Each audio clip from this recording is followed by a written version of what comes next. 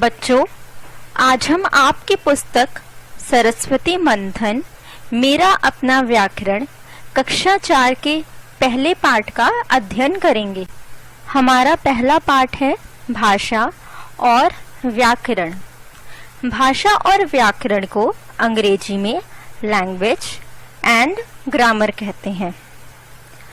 बच्चों, आप जानते हैं कि भाषा वह साधन है जिसके द्वारा मनुष्य अपने विचार बोलकर या लिखकर दूसरों तक पहुंचाता है और दूसरों की बात सुनकर अथवा पढ़कर समझता है। यहाँ देखिए बच्चों, यहाँ देखिए, यहाँ दो बच्चे आपस में टेलीफोन पर बात कर रहे हैं। वह दोनों एक दूसरे की बात को सुनकर समझ रहे हैं। तो बच्चों, यहाँ पर मौखिक भाषा का प्रयोग हो रहा है। अब बच्चों यहाँ देखिए, यहाँ एक व्यक्ति अखबार पढ़ रहा है। अखबार पढ़कर अखबार के शब्दों को पढ़कर समझ रहा है। तो यहाँ पर लिखित भाषा का प्रयोग हो रहा है। बच्चों, पशु पक्षी भी विभिन्न प्रकार की बोलियां निकालकर अपने भावों का आदान प्रदान करते हैं, किंतु उन ध्वनियों को भाषा नहीं कहते। भाषा केवल मनुष्य बोलते हैं। अगर भाषा ना हो तो क्या होगा? हम अपनी मन की बात दूसरों तक कैसे पहुंचाएंगे और दूसरों की मन की बात कैसे जानेंगे? भाषा के बिना तो हम गूंगे ही हैं।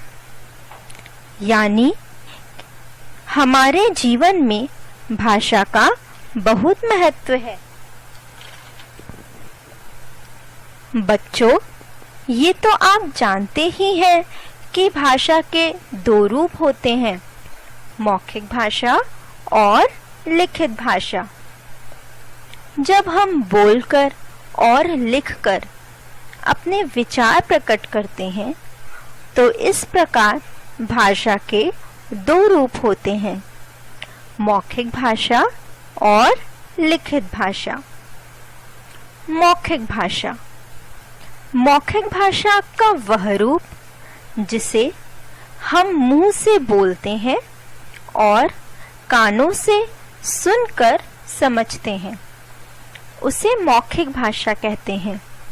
जैसे बातचीत, भाषण देना, कहानी सुनना आदि। लिखित भाषा, भाषा का वह रूप जिसे लिखकर प्रकट किया जाए और पढ़कर समझा जाए, उसे लिखित भाषा कहते हैं। जैसे पत्र लेखन, समाचार पत्र पढ़ना, पुस्तक पढ़ना आदि। तो चलिए इस पाठ को हम विस्तार से आपके पुस्तक में पढ़ते हैं कि इसे कैसे पढ़ाया है। भाषा और व्याकरण, लैंग्वेज एंड ग्रामर। पढ़ो और समझो। बच्चों, यहाँ दिए हुए कुछ चित्र हैं। इस पहले चित्र में एक गार्ड हरी झंडी दिखाकर रेलगाड़ी को जाने का संकेत दे रहा है। इस दूसरे चित्र में एक वकील अपनी बात बोलकर जज को अपनी बात समझा रहा है। और इस तीसरे चित्र में एक अध्यापिका बोर्ड पर लिखकर बच्चों को समझा रही है और बच्चे उसे समझ रहे हैं। अब बताओ, क गार्ड हरी झंडी दिखाकर रेलगाड़ी को किस प्रकार जाने को कहता है? इसका उत्तर है संकेत द्वारा। ख अध्यापिका विद्यार्थियों को किस प्रकार समझाती हैं? इसका उत्तर है लिखकर। ग, विद्यार्थी अध्यापिका की बात कैसे समझते हैं? इसका उत्तर है पढ़कर। घ, वकील जज को अपनी बात कैसे समझाता है? इसका उत्तर है बोलकर। ड, जज वकील की बात कैसे समझता है? इसका उत्तर है सुनकर। इस प्रकार हम देखते हैं प्रायः लोग अपनी बात, मन के विचारों और भावों को संकेत द्वारा, लिखकर, पढ़कर, बोलकर या सुनकर व्यक्त करते हैं। इस प्रकार हम अपनी बात दूसरों तक पहुंचा देते हैं और दूसरों की बात समझ सकते हैं। इसे ही भाषा कहते हैं। भाषा वह माध्यम है जिसके द्वारा हम अपने विचारों और भावों को लिखकर, बोलकर और संकेत द्वारा दूसरों को समझा सकते हैं और उनके विचार को समझ सकते हैं। भाषा के भेद।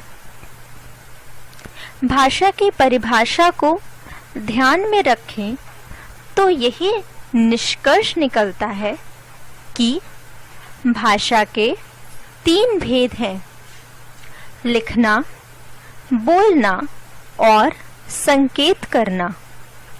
लेकिन संकेत के माध्यम से अपने विचारों और भावों को ठीक तरीके से समझाया या समझा नहीं जा सकता है। अतः संकेत को भाषा में महत्व नहीं दिया गया है।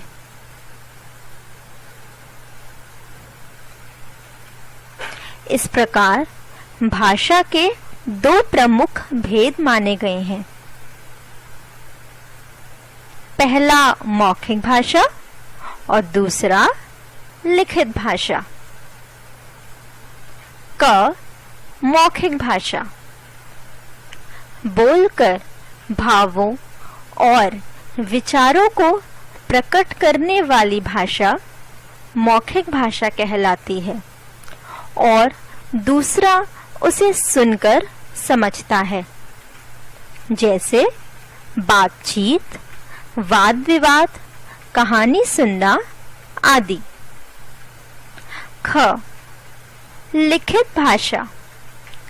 लिखकर भावों और विचारों को प्रकट की जाने वाली भाषा लिखित भाषा कहलाती है और दूसरा उसे पढ़कर समझता है, जैसे पत्र लिखना, आवेदन करना आदि।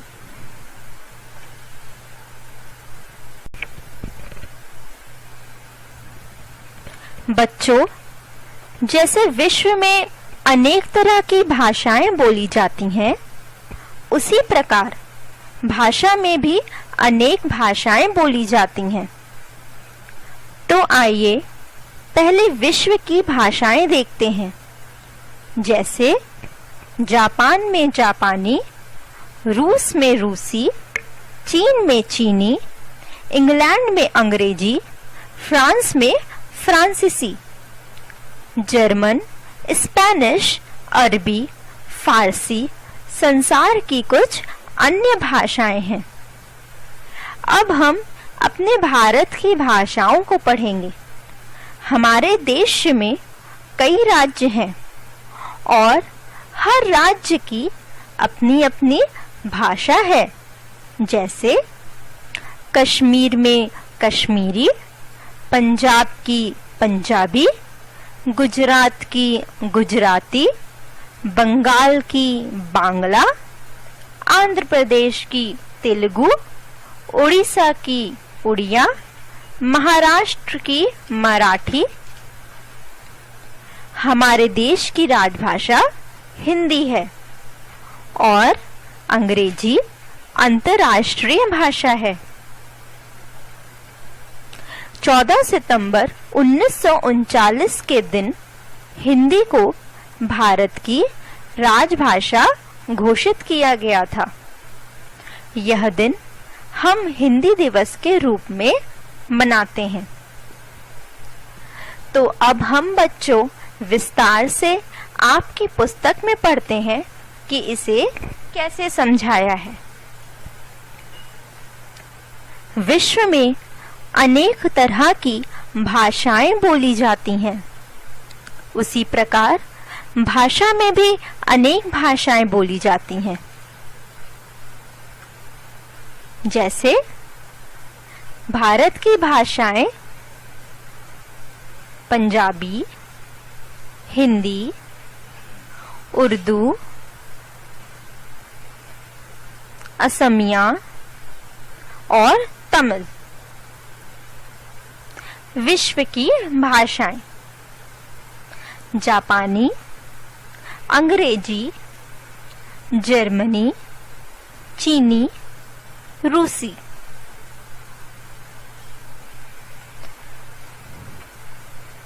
जन्म के बाद जिस भाषा को हम सबसे पहले सीखते हैं वह भाषा हमारी मातृभाषा होती है।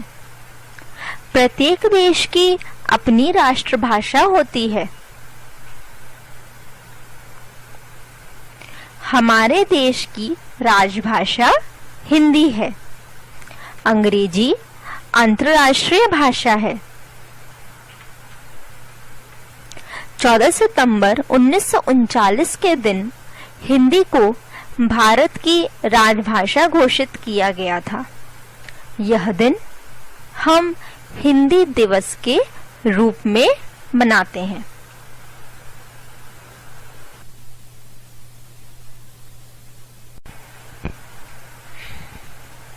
आपने अभी पढ़ा कि हर देश की अपनी अपनी भाषा होती है, लेकिन क्या आपको पता है कि प्रत्येक भाषा को लिखने का ढंग होता है? भाषा को लिखने के ढंग को हम लिपि कहते हैं। जैसे अभी आपने पढ़ा कि इस संसार में विभिन्न भाषाएं बोली जाती हैं, उसी तरह भाषा की अपनी लिपि होती है। जैसे हिंदी संस्कृत की लिपि है देवनागरी, पंजाब की गुरुमुखी, उर्दू की फारसी, अंग्रेजी की रोमन और चीन की हांजी। तो चलिए अब हम आपकी पुस्तक में देखते हैं कि इसे कैसे पढ़ाया है। लिपि, स्क्रिप्ट। प्रत्येक भाषा की लिखने का अपना ढंग होता है।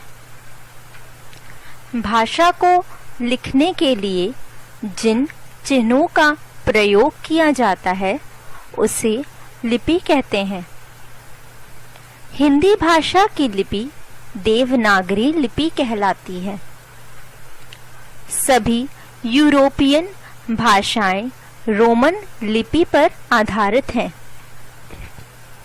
जैसे भाषा हिंदी, संस्कृत, मराठी, गुजराती। अक्षर अ, आ, इ। लिपि देवनागरी। बंगाली, बंगाली, पंजाबी, गुरुमुखी, उर्दू, फारसी, स्पेनिश, अंग्रेजी, फ्रेंच, जर्मनी, ए, बी, सी, रोमन, चीनी, हांजी।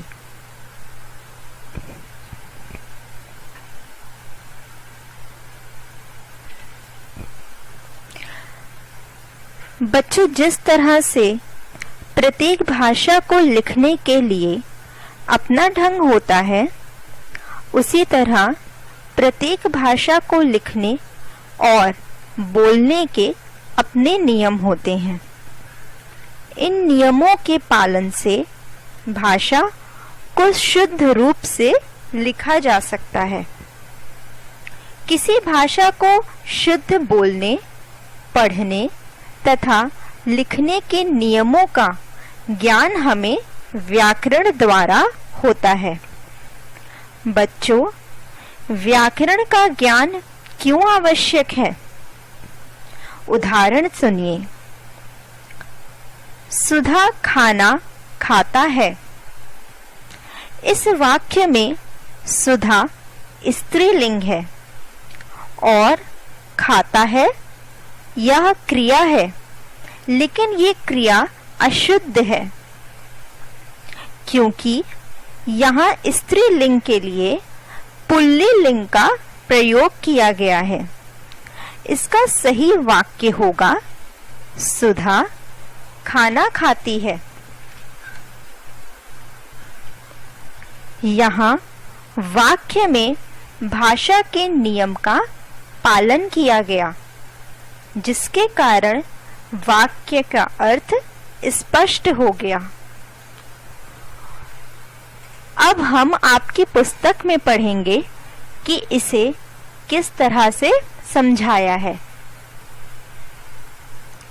व्याकरण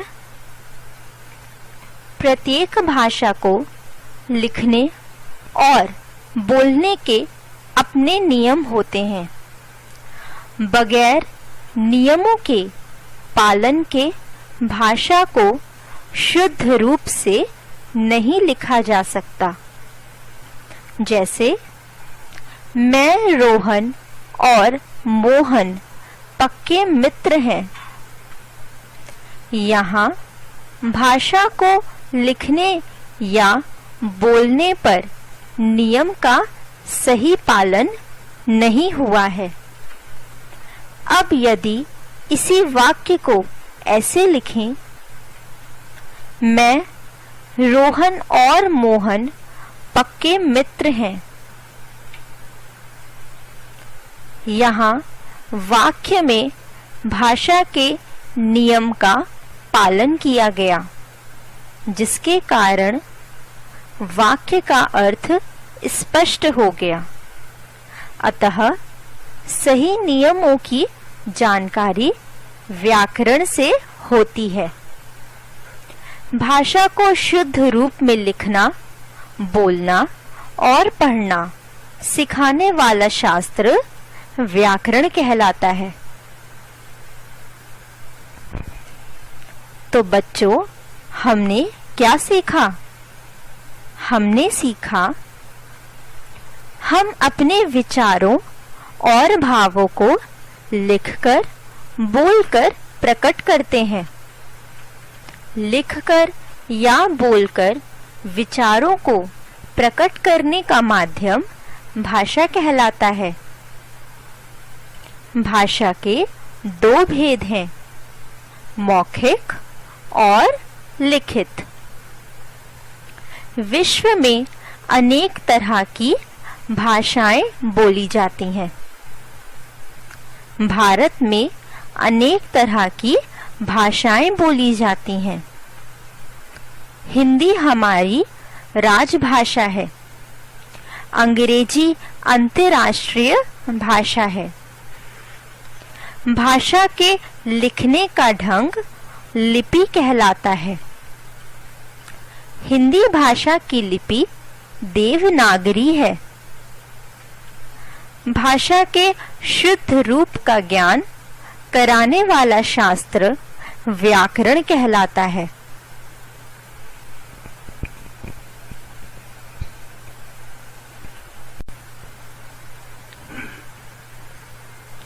अभ्यास।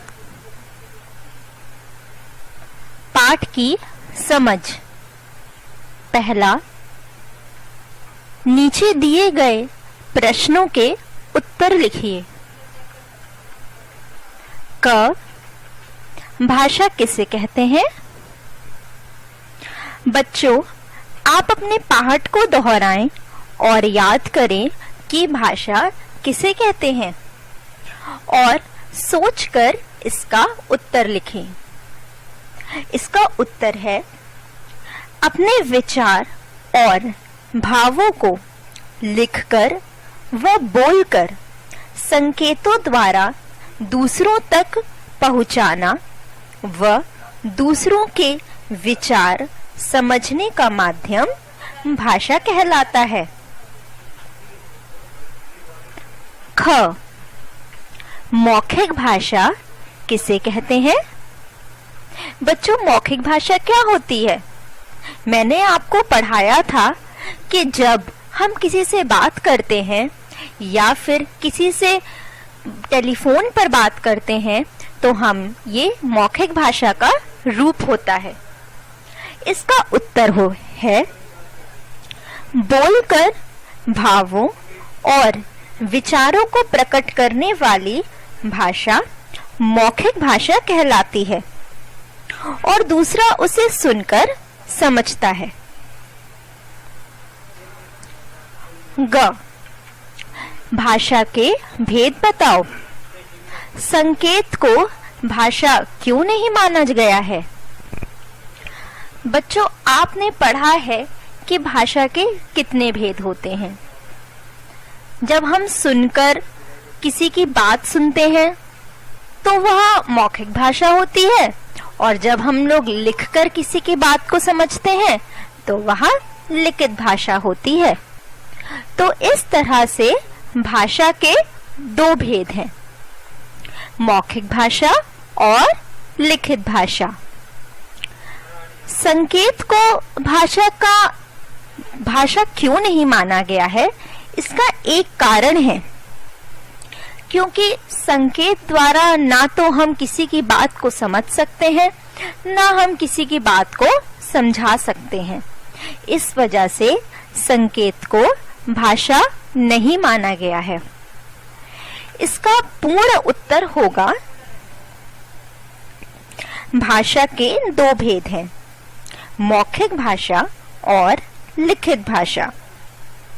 संकेत को भाषा नहीं माना गया क्योंकि इसके द्वारा भावों को सही तरीके से समझा नहीं सकते। घ, लिपि किसे कहते हैं? क्या कोई ऐसी भाषा है जिसकी कोई लिपि नहीं है? बच्चों, लिपि किसे कहते हैं? भाषा को लिखने के लिए जिन चिन्हों का प्रयोग किया जाता है वह लिपि कहलाता है। ऐसी कोई भाषा नहीं जिसकी लिपि नहीं हो।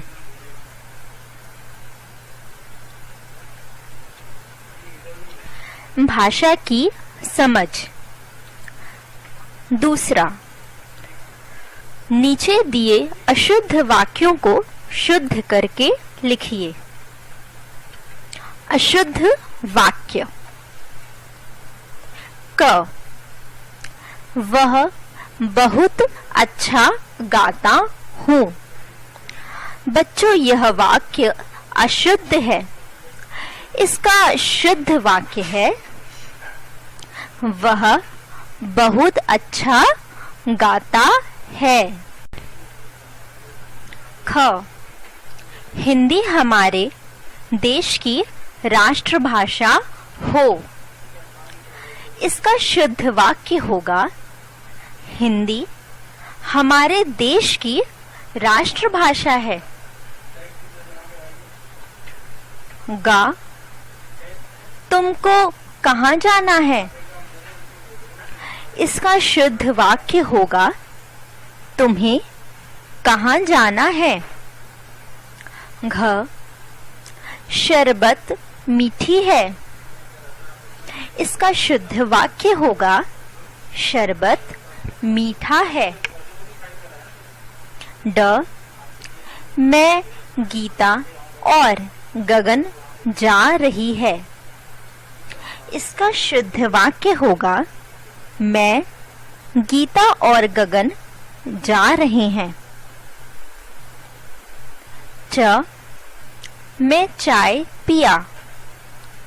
इसका शुद्ध वाक्य होगा मैंने चाय पी।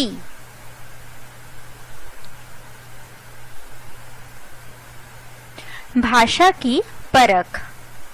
तीसरा, सही उत्तर के सामने सही का निशान लगाइए। क भाषा कहते हैं। बच्चों, भाषा किसे कहते हैं? अखबार में छपी खबरों को, या टीवी पर चलती खबरों को, या इशारों में अपनी बात समझने को, या फिर अपनी बात दूसरों को बताने और दूसरों की बात को समझने के साधन को।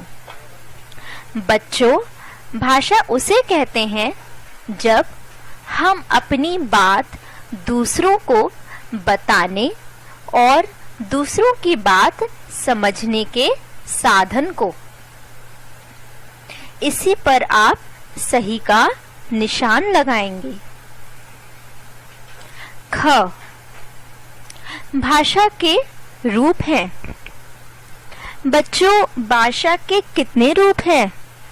3, 2, बहुत सारे रूप हैं, या इनमें से कोई नहीं। बच्चों, भाषा के 2 रूप हैं। कौन कौन से? मौखिक रूप और लिखित रूप। ग मौखिक भाषा कहते हैं। बच्चों, मौखिक भाषा किसे कहते हैं? लिखकर समझी जाने वाली बात को, बोलकर समझे जाने वाली, लिखित एवं मौखिक को, या फिर सांकेतिक भाषा को। बच्चों, मौखिक भाषा उसे कहते हैं बोलकर समझी जानी वाल को। इस पर आप सही का निशान लगाएंगे। घ लिखित भाषा कहते हैं। बच्चों, लिखित भाषा किसे कहते हैं? लिखकर वह पढ़कर समझी जाने वाली भाषा को, केवल पढ़कर समझी जाने वाली भाषा को, संगीत की भाषा को, या फिर सांकेतिक भाषा को। बच्चों, लिखित भाषा कहते हैं लिखकर व पढ़कर समझी जाने वाली भाषा को।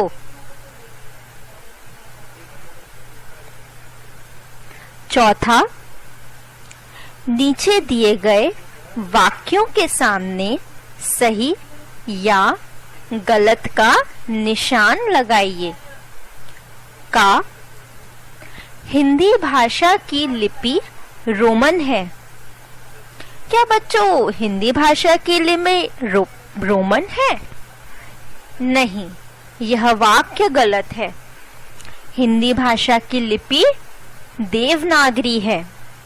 तो इस वाक्य के सामने आप गलत का निशान लगाएंगे। ख अंग्रेजी अंतर्राष्ट्रीय भाषा है। क्या बच्चों, अंग्रेजी अंतर्राष्ट्रीय भाषा है? हाँ, यह वाक्य सही है। इस पर आप सही का निशान लगाएंगे। ग भाषा के 4 रूप होते हैं। क्या बच्चों, भाषा के 4 रूप होते हैं? नहीं, भाषा के तो सिर्फ 2 रूप होते हैं। कौन कौन से? लिखित भाषा और मौखिक भाषा। तो यह वाक्य गलत है। इस पर आप गलत का निशान लगाएंगे। घ भाषा के शुद्ध रूप का ज्ञान कराने वाला शास्त्र व्याकरण कहलाता है। क्या बच्चों, भाषा के शुद्ध रूप का ज्ञान कराने वाला शास्त्र व्याकरण कहलाता है? हाँ, यह वाक्य सही है। इस पर आप सही का निशान लगाएंगे।